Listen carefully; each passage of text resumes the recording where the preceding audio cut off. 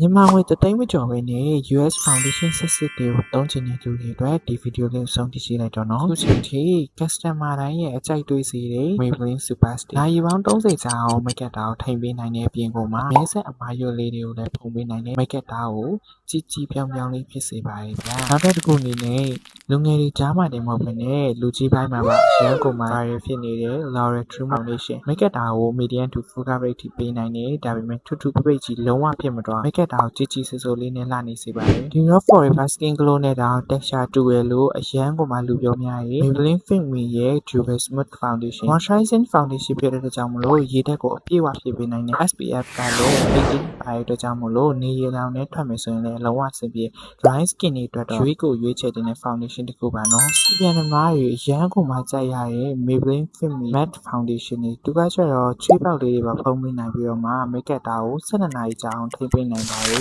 နောက်ဆုံးခုအနေနဲ့ကတော့အခုလိုရာသီဥတုနဲ့အရန်အဆင်ပြေတဲ့ NYX ရဲ့ foundation ဒီဆိုချွေးဆိုခံနေတင်ကမှ makeup တာ full coverage ကြီးရစီပြန်သမားလေးဆိုလို့ရှိရင်တော့အကြိုက်ဆုံးပဲအဲ့ဒီအပြင်ကမှ sensitive skin တွေပါသုံးလို့ရတာနော်